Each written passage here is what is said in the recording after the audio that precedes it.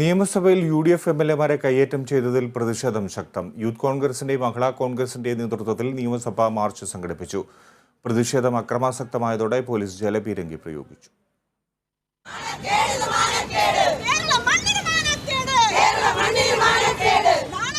പിണറായി സർക്കാരിന്റെ കാലത്ത് സ്ത്രീകളും കുട്ടികളും സുരക്ഷിതരല്ല എന്ന മുദ്രാവാക്യം ഉയർത്തിപ്പിടിച്ചായിരുന്നു പ്രതിഷേധം.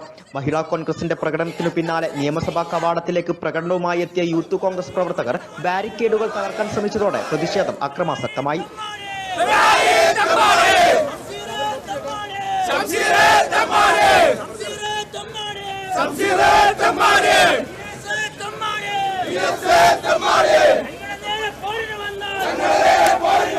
പ്രതിഷേധക്കാർ മുഖ്യമന്ത്രി പിണറായി വിജയന്റെയും സ്പീക്കർ ഷംസീറിന്റെയും മന്ത്രി മുഹമ്മദ് റിയാസിന്റെയും കോലം കത്തിച്ചു.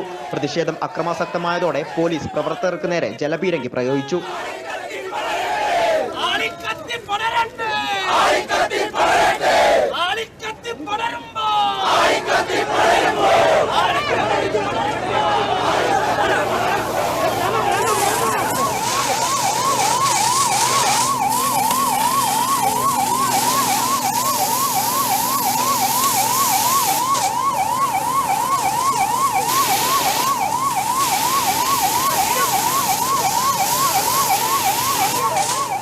പ്രതിഷേധം ക്യാമറയിൽ പകർത്താനെത്തിയ മാധ്യമ പ്രവർത്തകർക്ക് നേരെയും സമരക്കാർ ആക്രമണം നടത്തി.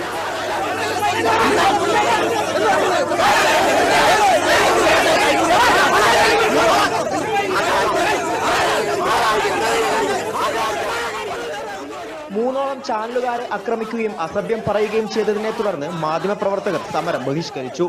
ഇതിനെ തുടർന്ന് യൂത്ത് കോൺഗ്രസ് പ്രവർത്തകർ പിരിഞ്ഞു പോവുകയായിരുന്നു. Kerala vision news, Thiruvananthapuram.